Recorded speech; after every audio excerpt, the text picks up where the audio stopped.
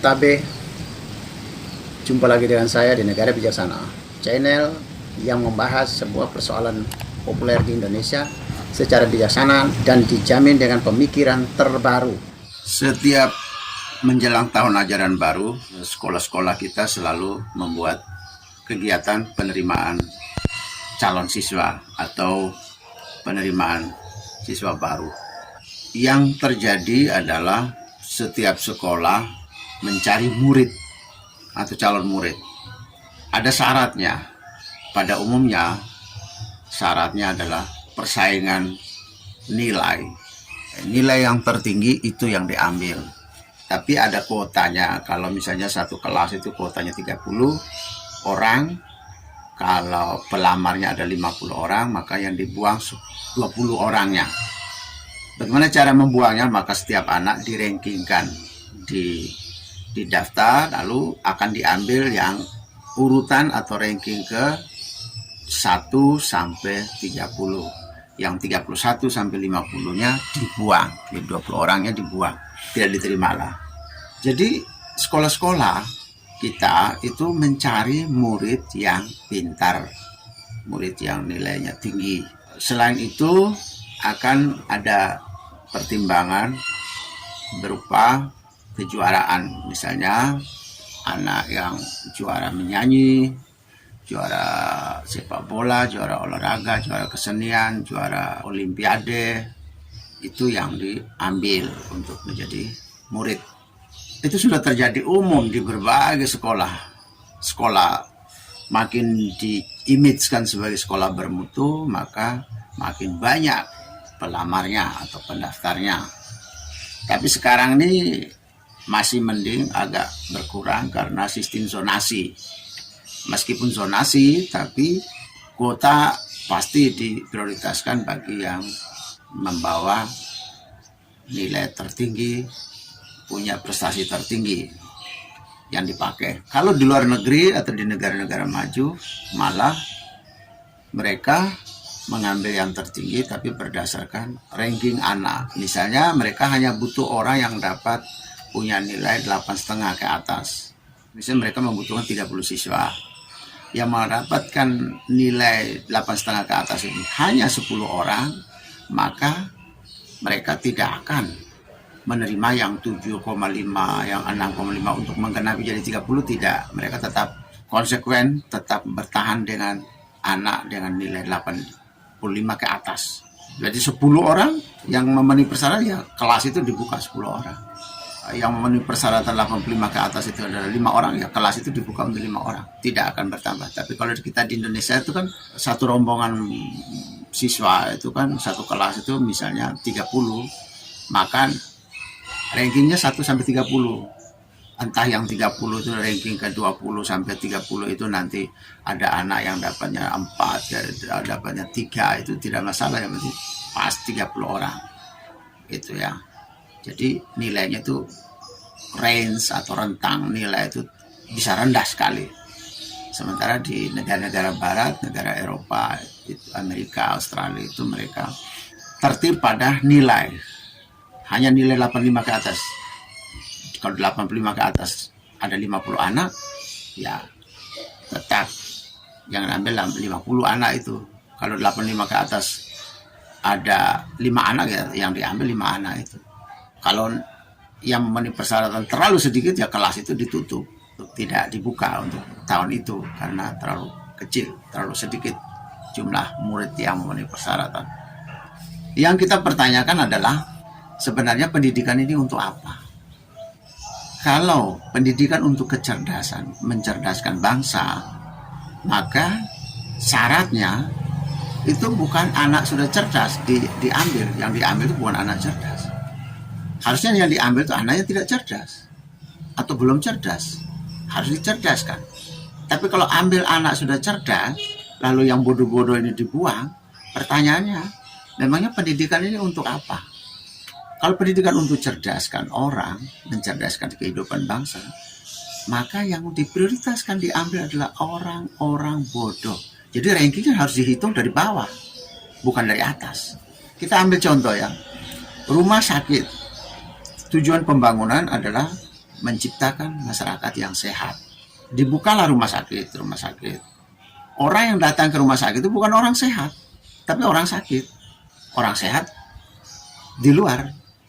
Inilah sebuah sistem membangun kesehatan dengan cara mengobati orang sakit. Jadi tujuannya kesehatan, orang sehat, orang sakit yang diobati, yang diatasi, yang dientaskan. Harusnya di pendidikan harus seperti itu juga. Jika pendidikan untuk mengentaskan orang bodoh, maka yang diterima adalah orang bodoh, bukan orang pintar. Kalau dia sudah pintar, sudah cerdas, ya berarti sudah memenuhi standar tujuan negara. Ngapain lagi? Orang sudah pintar diurus. Ya harus diurus orang bodoh, harus diurus orang sakit, bukan orang sehat. Jadi ada sesuatu tindakan kita yang ganjil.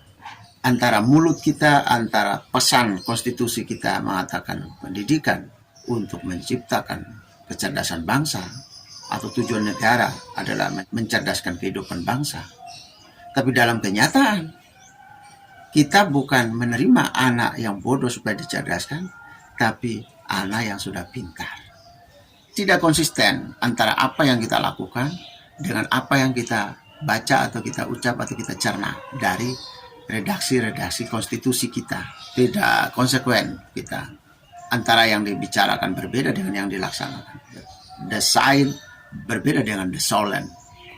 Antara yang diinginkan berbeda dengan yang dinyatakan dalam tindakan. Itu di negara Indonesia dan di beberapa negara di barat. Kalau di negara bijaksana, saya memastikan sekolah-sekolah memprioritaskan anak-anak bodoh, anak yang nilai terendah diambil dari yang ranking terendah ke tertinggi, ke naik ke tertinggi, bukan sebaliknya diambil dari ranking tertinggi ke ranking terendah. Pertanyaannya, kenapa sekolah-sekolah kita kok senangannya ambil anak pintar daripada anak bodoh? Itu artinya sekolah-sekolah mau bermental enak. Mereka tidak berbuat apa-apa, mereka tidak bagus juga, nebeng di dalam kebagusan anak-anak. Anak-anak memang dasarnya sudah bagus, masuk di sekolah itu, maka nanti habis ujian, habis tahun ajaran, rankingnya sekolah itu jadi dianggap bagus, nilai tertinggi. Padahal peran sekolah itu tidak besar, yang besar adalah anaknya. Guru mau bodoh atau mau pintar, guru mau malas atau mau rajin, anak-anak itu memang sudah dasar pintar, sudah dasar punya kesadaran belajar sendiri, belajar mandiri. Jadi sekolah-sekolah kita mau bermental enak, mau bermental terima anak yang sudah jadi, tinggal dipoles sedikit, tidak susah payah, mereka udah jadi sendiri. Saya memang penganut selama ini tidak pernah mempercaya kepada sekolah-sekolah yang dicap orang sebagai sekolah bermutu. Saya tidak pernah percaya. Yang saya lihat itu tadi, bukan sekolah itu bermutu, tetapi anak-anak yang bermutu. Diambil anak pintar. Jadi anak pintar mengumpul di sekolah itu, jadilah sekolah itu rankingnya tinggi. Lalu dicap, diimagekan sebagai sekolah bermutu. Enggak. Sekolah bermutu itu harus yang dilihat adalah sekolah yang mampu mencerdaskan anak, yang mampu menerima anak terimanya bodoh, keluarnya pintar. Itu baru sekolah hebat. Tapi kalau anak yang sudah pintar, keluarnya pintar, ya hebatnya di mana? Tidak ada hebatnya. Bukti yang berikut lagi di sekolah-sekolah yang dicap masyarakat sebagai sekolah hebat, tetapi sebenarnya bukan hebat sekolah itu, tapi hebatnya di anak-anak. Itu buktinya apa? Buktinya tidak semua dari guru-guru di sekolah itu memiliki anak hebat, anak pintar. Kalau mereka bisa memintarkan anak orang lain, mestinya anak mereka sendiri juga bisa dipintarkan, gampang. Ternyata tidak. Sekolah-sekolah yang dianggap ranking hebat, ranking tinggi, guru-guru yang mengajar di sekolah itu pun anak mereka juga ada yang tidak tinggi. Itu artinya bukan sekolah yang hebat, tapi calon-calon siswa yang hebat. Anak-anak ini sudah hebat dari rumahnya, berkumpul di sekolah itu. Setelah adanya penerimaan siswa baru, beberapa tahun ini mulai dengan zonasi. Ketika zonasi, maka ranking-ranking sekolah ini mulai turun lagi, mulai bersaing, atau kalaupun tetap dia nomor 1, tapi jarak nilainya, jarak rankingnya makin tipis. Karena zonasi ini, anak pintar di setiap zonasi akan masuk di sekolah di situ juga. Tidak harus dari mana-mana berkumpul di sebuah sekolah. Jadi satu sekolah akan kumpul anak pintar semua. Enggak. Sekarang ini beberapa tahun terakhir ini sistem zonasi itu setiap sekolah memiliki anak pintar dan anak bodoh. Sehingga sekolah-sekolah yang dulunya itu selalu dianggap ranking tinggi, sekarang ini mereka sudah turun. Dan sekolah-sekolah yang zaman dulunya selalu berada di ranking rendah, sekarang sudah mulai menaik. Karena sistem zonasi ini membuat distribusi orang pintar dan anak bodoh sudah merata. Ini satu bukti. Kalau bukti sekolah itu hebat, maka setiap penerimaan anak pintar maupun anak bodoh semua jadi ranking tinggi, stabil dia. Kalau itu sekolah hebat, maka seharusnya anak dari guru-guru di situ semua anak hebat juga. Ternyata tidak. Itu artinya masyarakat kita yang memiliki anak-anak pintar selama ini sudah dikirim berkerumun di sekolah itu, lalu sekolah itu menerima anak-anak pintar, akhirnya anak-anak itu sudah jadi dengan sendirinya, jadilah nama sekolah itu rankingnya bagus.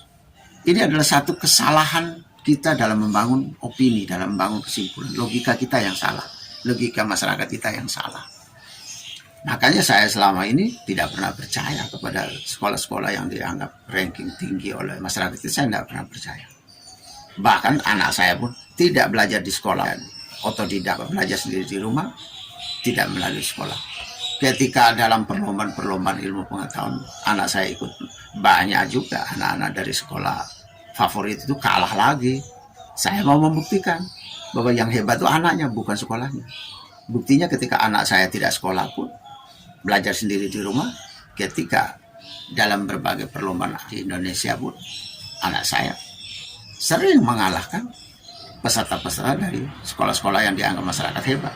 Hanya dengan tidak sekolah bisa mengalahkan anak hebat yang dicap oleh masyarakat sebagai siswa dari sekolah hebat, sekolah bermutu. Ini tadi kan saya cerita negara Indonesia, dan terjadi di negara Indonesia selalu menerima anak pintar. Kalau di negara bijaksana, karena konstitusi kita mengamanatkan bahwa pendidikan adalah untuk mencerdaskan bangsa, maka sekolah-sekolah hanya menerima anak-anak yang tidak cerdas, yang belum cerdas. Prioritasnya bukan nilai tertinggi, tapi yang ranking atas itu dimulai dari nilai terendah. Penerimaannya menurut anak yang kecerdasan yang paling bawah diterima. Sekolah hebat menerima anak bodoh keluar jadi pintar. Sekolah hebat bukan diukur dari sudah terima anak pintar keluar jadi pintar lalu itu disanggap sekolah hebat. Enggak, sekolah hebat bukan di situ.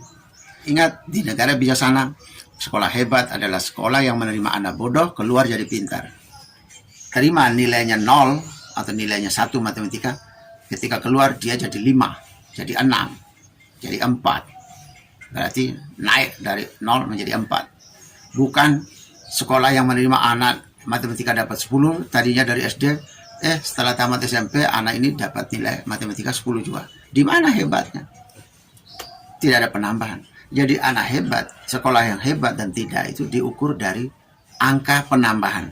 Jadi kalau anak diterima dulu waktu matematika dapat 5, ketika dia tamat dari sekolah ini dia dapat 7, berarti ada penambahannya 2. Kalau terima dapat 8, dia keluar atau tamat dari sekolah ini dia dapat 10, berarti penambahnya 2. Meskipun dia 10, kalau tambahannya 2 ya tetap kalah dengan orang yang dapat 4 tadinya, terus setelah sekolah di sini dia dapat 7, berarti penambahnya 3, berarti penambahan 3 jauh lebih tinggi daripada yang penambahan 2. Itu logika, itu logikanya. Kalau kita logika terbalik, terima anak dapat 10, setelah keluar dari sekolah ini dia dapat 10, dianggap anak hebat. Loh, hebat di mana? Sekolah hebat, hebat di mana? Terima anak sudah 10 kok, sebelum dia masuk sekolah ini dia sudah sering dapat 10 matematika. Setelah dia keluar dari sekolah ini dia dapat 10, nggak ada hebatnya sekolah itu. Kalau hebat itu kalau harus terima anak dapat 7, keluar dapat 10. Terima anak dapat 0, keluar dapat 10, itu baru sekolah hebat. Jadi sekolah hebat harus dirankingkan menurut angka perolehan baru, penambahannya, jumlah penambahannya. Terima kasih, selamat berlogika. Jika Anda setuju dengan saya, Anda seide dengan saya, berarti kita berada pada satu perjuangan yang sama, yaitu ingin melihat Indonesia menjadi lebih baik, Indonesia menjadi negara yang bijaksana, yang kita impikan. Caranya adalah dengan Anda memberi dukungan dan berpartisipasi dalam channel ini. Subscribe di bawah channel ini, bunyikan lonceng di sampingnya untuk menunjukkan Anda berlangganan secara gratis, dan ada pemberitahuan setiap kali saya mengirim edisi baru. Dan jika Anda setuju dengan ide ini, jangan lupa bagikan ke semua relasi Anda. Terima kasih.